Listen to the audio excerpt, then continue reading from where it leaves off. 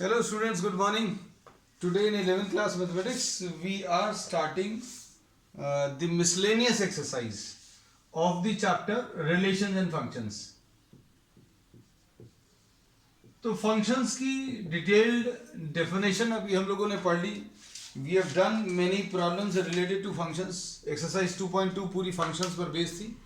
तो functions की basic definition में अभी हम लोगों को ये ही मालूम है कि x की किसी भी एक वैल्यू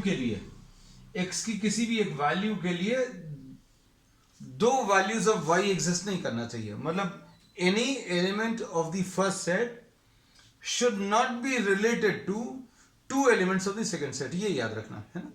इसको ग्राफिकली अगर अभी हम लोग कन्वर्ट करें, अगर ग्राफ के टर्म्स में अगर कन्वर्ट करें तो अभी हम लोग इसमें ऐसा बोलते हैं, बच्चों ध्यान से सुनना. अगर आप x की किसी एक वैल्यू पर ग्राफ में y की दो वैल्यूज अगर आ रही हैं, x की किसी एक वैल्यूज पर y की दो वैल्यूज अगर आ रही हैं, या तो एक पॉजिटिव एक नेगेटिव, या फिर दो पॉजिटिव वैल्यूज अगर आ रही हैं, तो अभी हम लोग बोलेंगे that graph will not represent a function. Function कब रिप्रेजेंट करेगा? जब अभी हम लोग इसमें ये बोलेंगे x की किसी एक वैल्यू के लिए you are not having two values. तो अब इसको अभी हम लोग ग्राफ के टर्म्स में ऐसा भी बोल सकते हैं that if you are drawing any vertical line, अगर कोई वर्टिकल लाइन अगर ड्रॉ कर रहा है तो वो कर्व को दो जगह पर कट नहीं करना चाहिए. जैसे सपोज फॉर एग्जांपल किसी चीज का ग्राफ आपके पास ऐसा कुछ है ना, तो अभी हम लोग बोलेंगे ये फंक्शन रिप्रेजेंट कर रहा है. क्यों? क्योंकि आप कोई भी वर्टिकल लाइन ड्रॉ करोगे तो ग्राफ को दो जगह पर कट नहीं कर रही है ना. लेकिन अगर आपको कहीं पर ऐसा कुछ ग्राफ दिया हुआ है,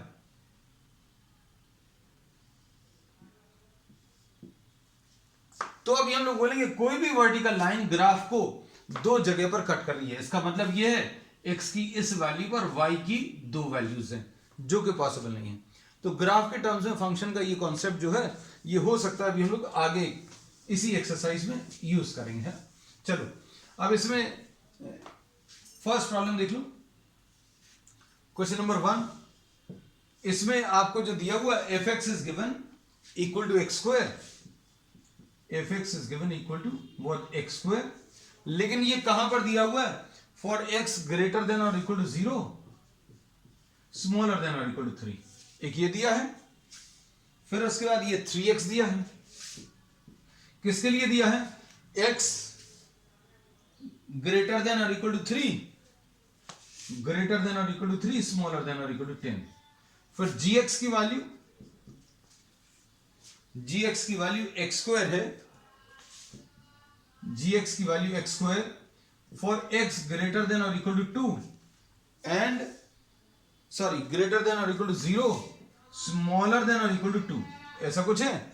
फिर उसके बाद दूसरी वैल्यू जो दी है 3x दिया है. This is for x greater than और इक्वल टू 2, स्मॉलर देन और equal to 10. These are the values which are given. अब इसमें इन्होंने क्वेश्चन में ये कहा है prove that f is a function. f जो है फंक्शन है, but g is not a function. अब अच्छे से सुनना, इसमें x की आप कोई भी वैल्यू रखो 0 और 3 के बीच में. इमेजिन करना 0 और 3 के बीच में कोई वैल्यू रखो. 0 रख लो, 1 रख लो, 0.5 रख लो, 1.5 रख लो, 2 रख लो, 3 रख लो. आंसर एक ही आने वाला है. x की एक वैल्यू रखोगे, आंसर जो आएगा एक ही आएगा. लेकिन 3 पर दो वैल्यूज आने के चांसेस हैं, क्योंकि x इक्वल टू 3 पर x स्क्वायर है और x इक्वल टू 3 पर यहां पर 3x है. अब 0 से 3 के बीच में फंक्शन की कुछ अलग इक्वेशन दी हुई है और 3 और 10 के बीच में ये अलग इक्वेशन दी है. भाई 3 और 10 के बीच में आप 4 ले लो, 5 ले लो, 6, 7, 8, 9 जो भी वैल्यू लेनी है x की आप वैल्यू रखोगे तो फंक्शन की कुछ वैल्यू मिलेगी. दो वैल्यूज तो आने के चांसेस कहीं पर भी नहीं है ना, क्योंकि x की एक वैल्यू पर फंक्शन की दो वैल्यूज अगर आने के चांस हैं तो अभी हम लोग बोलेंगे वो फंक्शन नहीं होगा.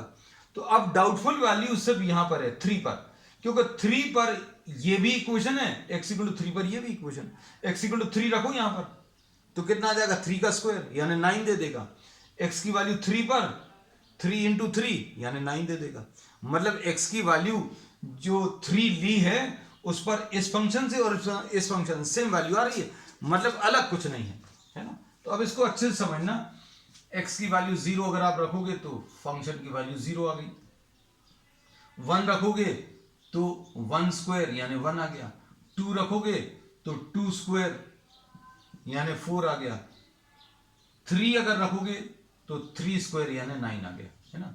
तो ये हम लोगों ने ये वाला ग्राफ प्लॉट कर लिया, ये वाला एक्स स्क्वायर वाला। अब इसको देखो, अगर अभी हम लोग 3 रखें, 0 तो नहीं ले सकते क्योंकि एक्स की वैल्यू 3 और 10 के बीच में, तो 3 अगर रखेंगे तो 3 इंटू 3 यानी 9, 4 अगर रखेंगे तो 3 इंटू 4 यानी 12, 5 अगर रखेंगे तो कितना आ जाएगा 3 इंटू 5 यानी 15, 3 इंटू 5 यानी 15, 6 रख सकते, 7 रख सकते, 8 रख सकते, 9 रख सकते, 10 रख सकते।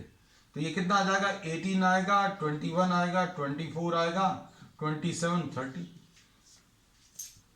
सिर्फ ये एक वैल्यू ऐसी है जहां पर x इक्वल टू 3 पर ये फंक्शन भी अलग है और ये फंक्शन भी अलग है, लेकिन दोनों सेम रिजल्ट दे रहे हैं। x की वैल्यू 3 पर अगर वैल्यू सेम आ रही है तो अभी हम लोग बोलेंगे फंक्शन। x इक्वल टू 3 पर अगर इधर एक अलग वैल्यू आ रही होती, एक अलग वैल्यू आ रही होती तो not a function. So therefore we say that all the values are giving unique values, all the functions, both the functions are giving what unique values for all the values of x, both these parts are giving unique values same। इसमें अभी हम लोग बोल रहे हैं unique values, मतलब x की value 3 पर यहां पर जो वैल्यू मिल रही है x इक्वल टू 3 पर यहां पर जो वैल्यू मिल रही है वो सेम, बाकी सभी जगह पर एक एक ही वैल्यू आ रही है। तो अभी हम लोग बोलेंगे fx इज अ फंक्शन।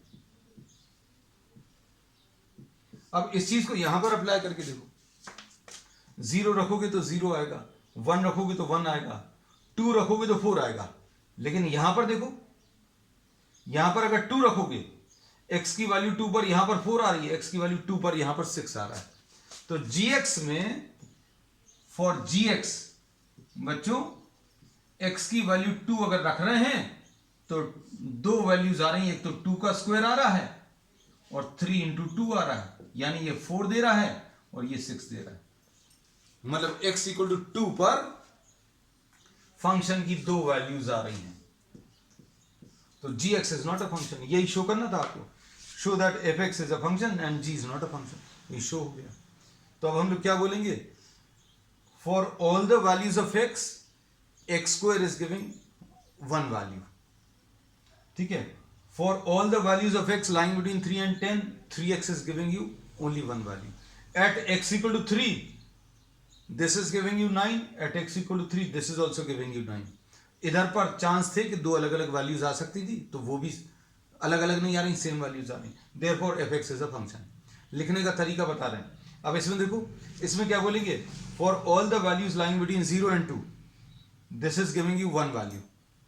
एक ही वैल्यू आ रही है, क्योंकि अगर आप 1 रखोगे तो 1 स्क्वायर एक ही आंसर आएगा, दो आंसर तो आएंगे नहीं। 2 और 10 के बीच में this function 3x is also giving you unique values, लेकिन at x equal to 2, x equal to 2 यहां पर अलग मिल रहा है, x इक्वल टू 2 यहां पर अलग मिल रहा है। So at x equal to 2 function जो है दो वैल्यूज ले रहा है, ये gx जो है दो वैल्यूज ले रहा है, therefore gx is not a function. बस ठीक। अब इसको ग्राफ के टर्म्स में अगर बताएं, अच्छे समझना बच्चों,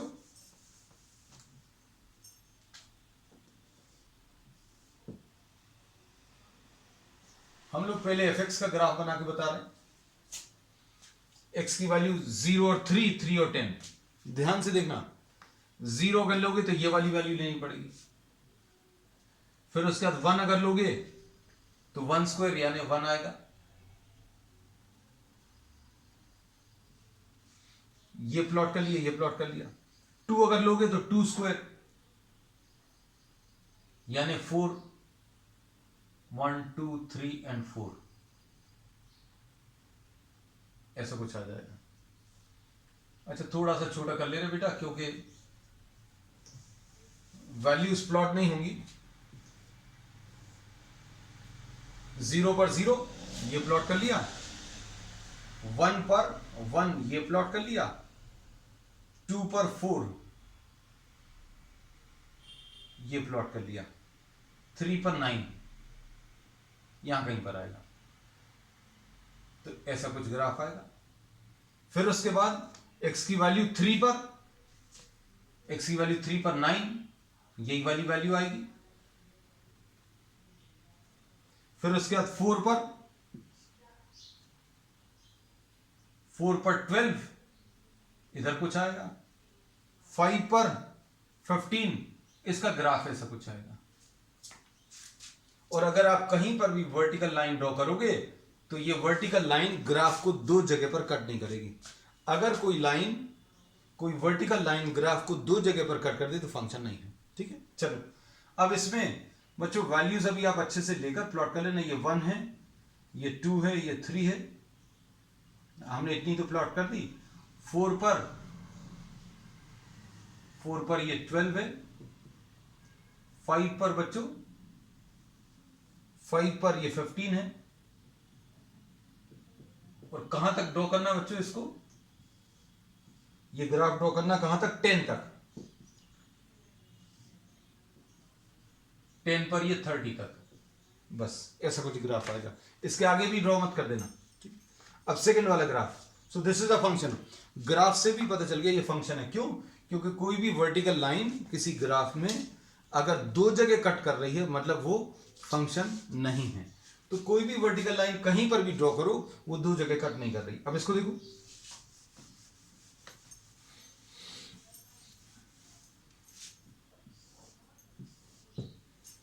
x की वैल्यू 0 पर बच्चों 0 आएगा, x की वैल्यू 0 पर 0 स्क्वायर 0, x की वैल्यू 1 पर 1 स्क्वायर यानी 1 आएगा, x की वैल्यू 2 पर 2 स्क्वायर यानी 4 आएगा, x की वैल्यू 3 पर आप ये नहीं लोगे क्योंकि ये फंक्शन कहां के लिए है, 0 और 2 के बीच में। अब 3 पर अगर आप देखें या 2 पर, फिर से x इक्वल टू 2 पर ये वाला भी लेना है, 3 इंटू 2 यानी 6। अब ये प्रॉब्लम वाली चीज है क्या कि x इक्वल टू 2 पर यहां पर अलग वैल्यू आ रही, यहां पर अलग आ रही। चलो प्लॉट करते हैं। x इक्वल टू 3 पर अगर आप लें तो 3 इधर लाई करेगा 2 और 10 के बीच में, तो 9 आएगा। x की वैल्यू 4 अगर आप ले लोगे तो 4 कहां पर है, 2 और 10 के बीच में, तो 3 इंटू 4 यानी 12। तो ये वाली वैल्यूज प्लॉट कर ले रहे हैं।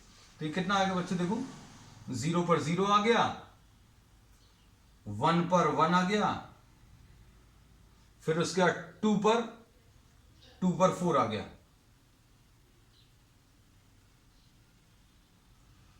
ऐसा कुछ आएगा। x इक्वल टू 2 पर ये 4 आ गया। ये अभी हम लोगों ने ये वाला ग्राफ प्लॉट कर लिया, कौन सा, एक्स स्क्वायर। हम इधर भी लिख दे रहे हैं, ये एक्स स्क्वायर है और ये 3x है। अब इसके बाद नेक्स्ट 3x प्लॉट करना है 2 और 10 के बीच में, 2 और 10 के बीच में, तो मतलब 3 वैल्यू लेनी है, 4 लेनी है, 5 लेना है।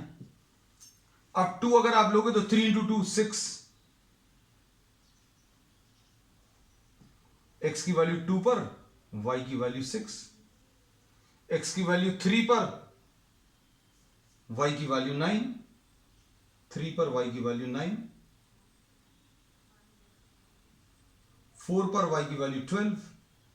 तो ये ऐसा कुछ। अब देखो इसमें कोई भी वर्टिकल लाइन किसी ग्राफ को दो जगह पर कट नहीं करनी चाहिए, लेकिन यहां पर ये वाली वर्टिकल लाइन इस ग्राफ को दो जगह पर कट कर रही है, एक तो यहां पर और यहां पर। मतलब इसका ये है x की वैल्यू 2 पर y की वैल्यू 4 भी आ रही है और y की वैल्यू 6 भी आ रही है ना। तो ये अभी हमने ग्राफिकली भी एक्सप्लेन कर दिया। एग्जामिनेशन में क्या करना है, अब अगली चीज ये आती है। तो कॉन्सेप्चुअली अभी हमने चीजों को एक्सप्लेन किया। अब ये क्वेश्चन अगर पेपर में आता है तो क्या करना है, तो अभी हम लोग ये बोलेंगे x is defined for all the values, x square is defined for all the values lying between 0 and 3 and it is giving unique value. 3x is also defined for all the values lying between 3 and 10 and giving unique values. At x equal to 3 x square is equal to 9 and x equal to 3, 3x is also equal to 9. x की जगह 3 अगर आप रखोगे तो 9 देगा, ये भी 9 देगा. Therefore this fx is a function. Statement अकेले से काम चल जाएगा. यहां पर gx में for all the values lying between 0 and 2 x square, 0 और 2 के बीच में x square क्या वैल्यूज दे रहा? यूनिक वैल्यूज दे रहा, मतलब एक ही एक वैल्यूज दे रहा. आप 1 रखोगे तो ऐसा नहीं होगा दो वैल्यूज आ गई. 1.5 रखोगे तो भी एक वैल्यू आएगी, 1.9 रखोगे तो भी एक वैल्यू आएगी, है ना. यूनिक वैल्यूज दे रहा. और 2 और 10 के बीच में 3x is also giving unique values. लेकिन at x equal to 2, x equal to 2 पर x स्क्वायर की वैल्यू 2 स्क्वायर आ रही है यहां से, और यहां से कितनी आ रही है? 3 इंटू 2. मतलब यहां से वैल्यू 4 मिल रही है और यहां से वैल्यू 6 मिल रही है. Therefore at x equal to 2 the function is taking 2 different values. Therefore this gx is not a function, है ना. चलो, इतना सारा कुछ था पहले प्रॉब्लम में एक्सप्लेन करने का, है ना. और नहीं तो अभी हम अगर नहीं भी कराते ये सारी चीजें, आपको सिर्फ आंसर लिखवा देते, सिर्फ 2 लाइन का एक आंसर है ना. लेकिन अभी हमें सारे कॉन्सेप्ट्स आपको क्लियर करने थे. अब नेक्स्ट क्वेश्चन.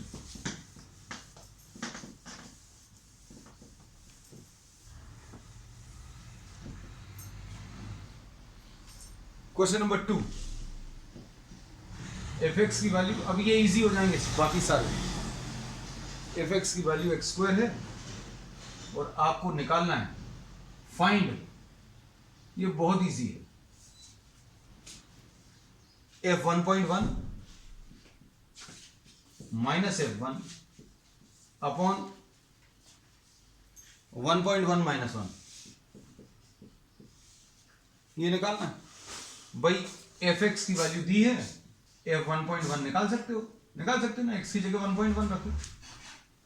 x की जगह 1.1 रखोगे तो कितना आ जाएगा? x की जगह 1.1 इधर भी आ जाएगा, 1.1 का स्क्वायर यानी 1.21. f1 चाहिए तो x की जगह 1 रख दो, x की जगह 1 तो यहां पर भी x की जगह 1 तो यानी 1 आ गया. वैल्यूज रख लो, ये इतना ही सिंपल है. f1.1 की वैल्यू कितनी है बच्चों? इसकी वैल्यू अपन ने निकाल ली है 1.21.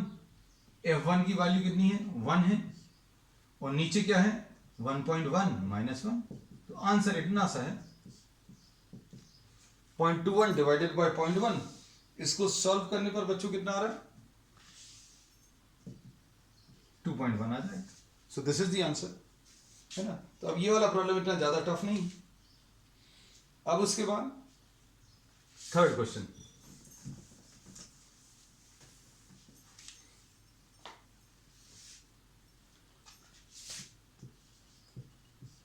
इसमें फाइंड द डोमेन. बच्चों ये चीज याद रखना, डोमेन जो है, domain is the input, input यानी x. ये याद रखना, बहुत सिंपल डेफिनेशन अभी हमने बताई. डोमेन यानी इनपुट, यानी x को जो आप वैल्यू दे सकते हो वो डोमेन है. और रेंज क्या होगा? रेंज बच्चों यानी आउटपुट, और आउटपुट यानी y की वैल्यू. ठीक है, इतनी सिंपल सी डेफिनेशन को याद रखना. अब देखो प्रॉब्लम में क्या पूछा है. डोमेन किसका पूछा है? देखने में क्वेश्चन थोड़ा सा बड़ा सा है, but nothing to worry about. x square plus 2x plus 1 upon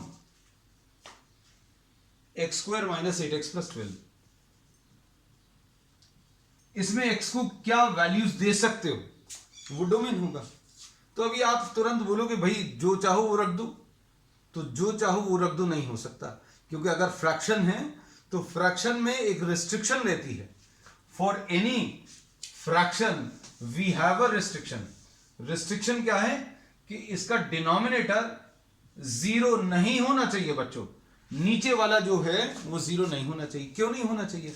क्योंकि किसी भी फंक्शन में डिनोमिनेटर अगर 0 बन गया तो ये फंक्शन जो है इनफाइनाइट या अनडिफाइंड वैल्यूज ले लेगा. तो हम लोग क्या बोलेंगे? तो इसमें अभी हम लोग बोलेंगे डोमेन निकालने के लिए जो रिस्ट्रिक्शन है, कौन सा रिस्ट्रिक्शन है कि denominator should not be equal to 0. Denominator not equal to 0 मतलब x square minus 8x plus 12 should not be equal to 0। मतलब क्या है, x माइनस 2, अच्छा सॉल्व कर दें, है ना, नहीं तो कहोगे कि डायरेक्टली लिख दिया, x square minus 6x minus 2x plus 12 not equal to 0। x into x minus 6 है ना, minus 2 into x minus 6 not equal to 0, मतलब x minus 6 into x minus 2 not equal to 0। मतलब इन दोनों को मल्टीप्लाई करने पर 0 नहीं आना चाहिए, मतलब x कभी भी 6 नहीं होना चाहिए, और x minus 2 not equal to 0 मतलब x नॉट इक्वल टू 2, मतलब x की वैल्यू 6 नहीं हो सकती, 12 नहीं, 2 नहीं हो सकती। इसमें ये रिस्ट्रिक्शन आ गया कि अगर आप x की वैल्यू 2 रख दोगे, अगर रख दोगे तो ये कितना आ जाएगा, सोच कर देखो, 2 का स्क्वायर यानी 4, माइनस 8 इंटू 2 यानी 16, 4 माइनस 16 यानी माइनस 12, माइनस 12 प्लस 12 0, डिनोमिनेटर 0 हो गया। तो अभी हमने क्लियरली बोल दिया कि आंसर क्या आएगा बच्चों, आप जो चाहो वो नंबर रख सकते हो। क्या नहीं रख सकते इसमें, आप क्या नहीं रख सकते, सिर्फ 2 और 6 नहीं रख सकते। इसको ऐसा लिखते हैं कि you can substitute, domain will be the values which you can give to x. आप एक्स को जो वैल्यूज दे सकते हो वो डोमेन है, और डोमेन क्या है, आप जो चाहो वो रखो। रियल नंबर्स, रियल नंबर्स में से सिर्फ कौन से वाले नहीं रखने, 2 और 6 नहीं रखने। ये ब्रैकेट्स का विशेष महत्व है, इंपॉर्टेंस क्या है, आपने गलती से ऐसा लगा दिया, इसका मतलब अलग होता है और इसका मतलब अलग होता है। इसका मतलब होता है सिर्फ 2 और 6, इसका मतलब होता है 2 और 6 और बीच के सारे नंबर्स। तो हमारा मतलब क्या था कि सिर्फ 2 और 6 नहीं होना चाहिए, इसलिए यही वाले ब्रैकेट्स लगेंगे। ठीक है, याद रखना ब्रैकेट्स का बहुत इंपॉर्टेंस है ना। चलो अब इसके बाद क्वेश्चन नंबर 4 देख लो। क्वेश्चन नंबर 4 में क्या पूछा है, क्वेश्चंस अब बहुत ज्यादा टफ नहीं है बच्चों, है ना।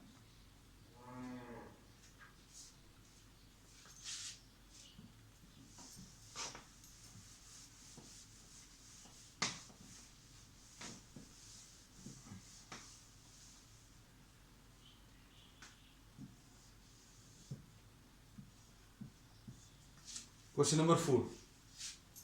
Find the domain and range of fx is equal to what, root x minus 1. Domain भी बताना है एंड रेंज भी बताना है। इसको y लिख दे रहा है, तो डोमेन जो है x निकालना है, रेंज मतलब y बताना है। अब इसमें क्या रिस्ट्रिक्शन है, अपन लोगों को मालूम है, रूट के अंदर नंबर शुड नॉट बी, बिल्कुल ऐसे ही लिख लेना आपके समझने के लिए, आपकी कॉपी में, एग्जामिनेशन में नहीं। हमने बोला अंदर का नंबर नेगेटिव नहीं होना चाहिए, क्यों, रूट के अंदर माइनस 16 लिखा हो तो ये अनडिफाइंड है, आप बता ही नहीं सकते। हाँ पॉजिटिव हो अगर ये 16 है तो अभी आप बोलोगे इसका आंसर 4 है, क्यों, क्योंकि इसको स्क्वायर करने पर 16 आएगा। इसका आंसर क्या बताओगे आप, नहीं बता सकते। कौन सा ऐसा नंबर है जिसको स्क्वायर करने पर माइनस 16 आ जाएगा, नहीं आएगा। 4 को स्क्वायर करने पर लेकिन 16 आ सकता है। तो अब हम लोग इसमें क्या बोलते हैं, रूट के अंदर अगर कुछ दिया हुआ है तो अभी आप तुरंत लिखोगे, सपोज रूट के अंदर fx लिखा है तो इसका डोमेन जनरलाइज करके लिख दिया, domain will B fx greater than 0, greater than और इक्वल टू 0। ग्रेटर भी हो सकता है 0 से, इक्वल भी हो सकता है। ग्रेटर देन 0 मतलब पॉजिटिव, इक्वल टू 0 मतलब कोई दिक्कत नहीं है। अब देखो, देखना आप अच्छे से, what can we say about this, fx x minus 1 अंदर वाला नंबर ग्रेटर देन और इक्वल टू 0, इसका मतलब क्या है, x ग्रेटर देन और equal to 1। x greater than 1 कहां तक जाएगा, 1 से बड़ा कहीं तक भी जा सकता है, इंफिनिटी तक, है ना। तो इसको बोलेंगे 1 से लेके, डोमेन क्या आ गया बच्चों इसका, 1 से लेके इन्फिनिटी तक। अब इसमें ये देखना है कि ये वाला ब्रैकेट कहां पर लगाना है और ये वाला ब्रैकेट कहां पर लगाना है। ये ब्रैकेट तब लगाना है जब इक्वल साइन भी हो, लेकिन इसमें अभी हम बोल रहे इक्वल साइन है तो ये ब्रैकेट लग जाएगा, क्योंकि 1 वैल्यू इंक्लूड हो सकती है। मतलब x इक्वल टू 1 रख सकते हो क्या? हाँ बिल्कुल रख सकते हैं। इन्फिनिटी पे कभी ये वाला ब्रैकेट नहीं लगता। ये चीजें नोट करते जाना जो चीजें अभी हम बता रहे हैं। इन्फिनिटी पे you never use this type of bracket. क्यों? इन्फिनिटी कभी इंक्लूड नहीं होता है ना। तो आंसर ये आ जाएगा, डोमेन विल बी व्हाट, 1 से लेकर इन्फिनिटी। अब रेंज कैसे मिलेगा? जब आप x की वैल्यू 1 रखोगे, ध्यान से सुनना, x की वैल्यू 1 रखोगे तो आंसर कितना आ जाएगा? अगर आप x की वैल्यू 1 रखोगे तो आंसर 0 आ जाएगा मिनिमम, क्योंकि आप जो वैल्यूज रखने वाले हो x की वो 1 से रखना स्टार्ट करोगे तो सबसे छोटी वैल्यू 1 अगर रखी तो आंसर 0 आएगा। फिर 2 रखो, 3 रखो, आंसर कैसा आएगा? बड़ा होता जाएगा, है ना। तो इसका जो आंसर आएगा वो रेंज रहेगा, और रेंज कैसी रहेगी बच्चों? 0 से लेकर इन्फिनिटी तक। ठीक है। अब इसको एक तरीके से और बता सकते हैं, कैसा? वो थोड़ा सा लंबा मेथड है, लेकिन अभी हम लोग यही कहते हैं कि y is equal to square root of x minus 1। Answer आ चुका है, रेंज भी आ गई अपनी, डोमेन भी आ गया।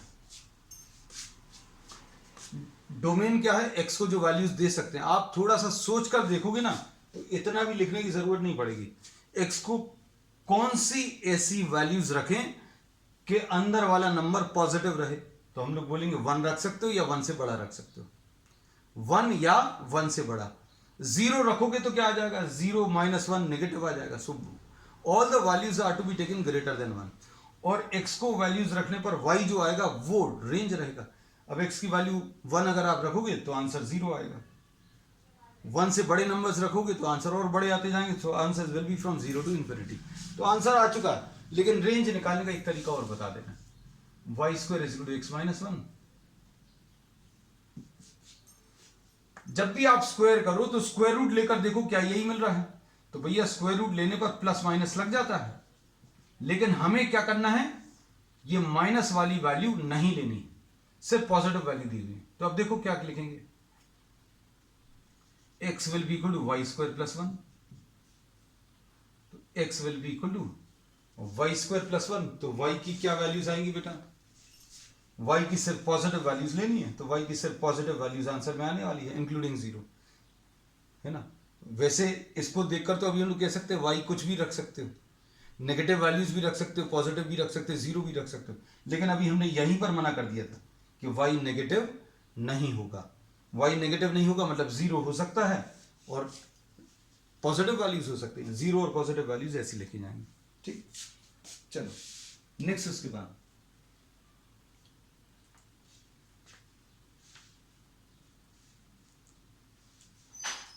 Question number 5।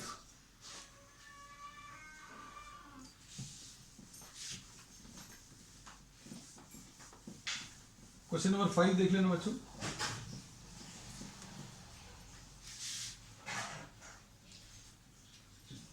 इसका ग्राफ अभी हमने एक दिन होमवर्क में दिया था कुछ स्टूडेंट्स को, f x is equal to mod of x minus 1।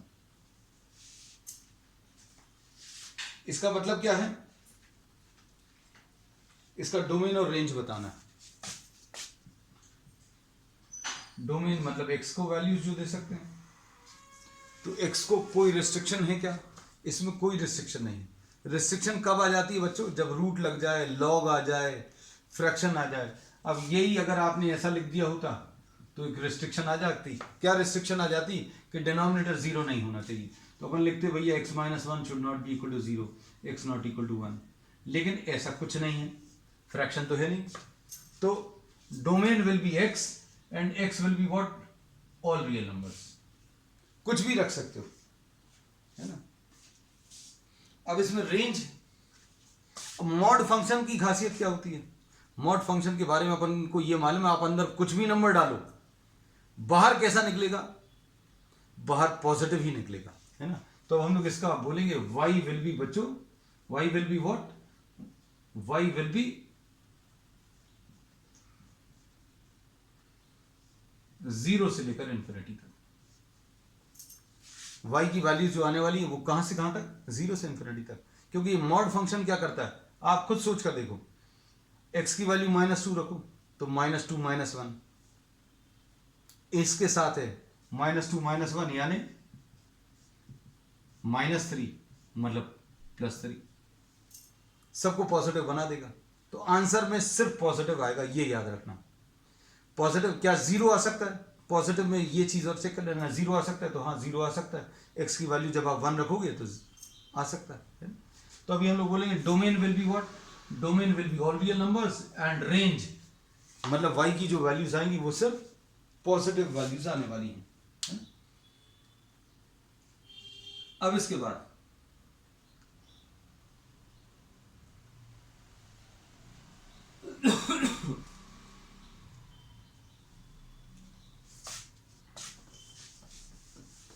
Question number 6 देख लो।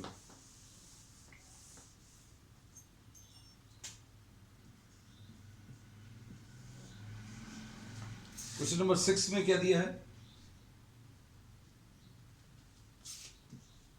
f(x) is defined by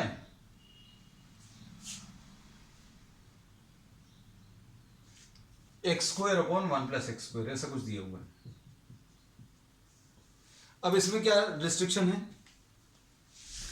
इसमें फ्रैक्शन है तो तुरंत मन में आएगा कि भैया डिनोमिनेटर नॉट इक्वल टू 0, तो ये तो कभी 0 हो ही नहीं सकता।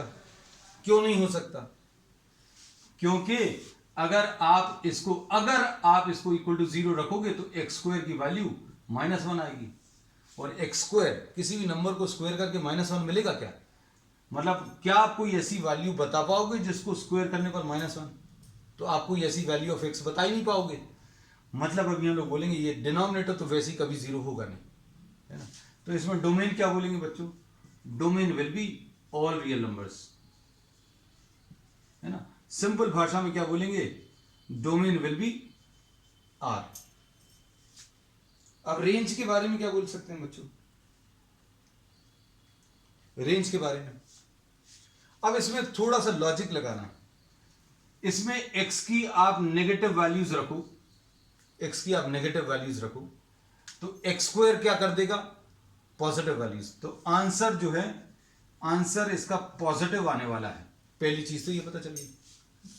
दूसरी चीज, इसमें न्यूमरेटर हमेशा छोटा रहेगा डिनोमिनेटर से। क्यों, आप ऊपर जो भी वैल्यू लाओगे, x की जो भी वैल्यू रखोगे, वो स्क्वायर करने पर x², नीचे भी x² है लेकिन +1 है, मतलब हमेशा जो न्यूमरेटर रहेगा वो छोटा रहेगा, डिनोमिनेटर बड़ा रहेगा। तो हमने दो चीजें बोल दी कि आंसर हमेशा पॉजिटिव रहने वाला है, तो पॉजिटिव रहने में आपके दिमाग में क्या आ जाएगा, पॉजिटिव यानी 0 से इन्फिनिटी तक, है ना। लेकिन फिर अगली चीज अभी हमने क्या बता दी कि ये न्यूमरेटर छोटा है और डिनोमिनेटर बड़ा है ना। तो आंसर इसका कैसा आएगा, अगर ये छोटा है, ये डिनोमिनेटर बड़ा है, तो आंसर इसका जो आने वाला है वो कैसा आएगा, हमेशा 1 से कम आएगा। क्यों, अगर आप छोटे नंबर को बड़े नंबर से डिवाइड करो, if you divide a smaller number by a larger number, then the answer will be smaller than 1। Answer smaller than 1 आ सकता है। अब इक्वल टू 1 आ सकता है क्या, ये चेक करने की बात है। तो चेक करके अगर अभी हम लोग देखें तो x की वैल्यू अगर आप 0 रखें, x की वैल्यू 0 रखोगे तो आंसर इसका 0/1 + 0, x की वैल्यू 0 पर y की वैल्यू 0 आ रही। तो 2-3 चीजें पता चल गई क्या, कि आंसर पॉजिटिव आने वाला है। किसके बेसिस पर पता चला, इसका रीजन क्या है, because you are having a square, x² है। दूसरी चीज, आंसर जो है y जो है पॉजिटिव रहेगा, पॉजिटिव 0 से इन्फिनिटी तक आना चाहिए। लेकिन फिर दूसरी चीज ये पता चली कि numerator is smaller than denominator, मतलब आंसर स्मॉलर देन 1 आना चाहिए। तो मतलब अभी हम लोग क्या बोल सकते हैं, 0 से इन्फिनिटी तक तो नहीं है, लेकिन 0 से लेकर 1 के बीच में आंसर आएगा। और इसमें अभी हम लोग क्या बोलेंगे, 0 और 1 के बीच में अगर आपको बताना है तो 0 तो आ रहा है क्या, x की वैल्यू 0 तो कभी नहीं होगी, y की value 0, 0 is equal to x square upon 1 plus x square. हाँ ठीक है, तो इसका आंसर ऐसा कुछ आएगा 1 से लेके 0 और 1 के बीच, x की वैल्यू 0 पर y की वैल्यू 0 आ रही है, तो 0 तो इंक्लूडेड है बच्चों। x की वैल्यू 0 पर y की वैल्यू 0 आ रही है, ठीक, और बाकी this will be smaller than 1, ऐसा कुछ आएगा 0 से 1 के बीच, ठीक है। तो हम लोग इसमें ये कह सकते हैं the answer to this will be line between what 0 and 1, ठीक। तो ये सिर्फ अभी हम लोगों ने किस पर, लॉजिक पर बेस निकाला है, ठीक है। अब इसको रेंज को कैलकुलेट करने के कुछ और तरीके अभी हम लोग आगे की क्लासेस में डिस्कस करेंगे।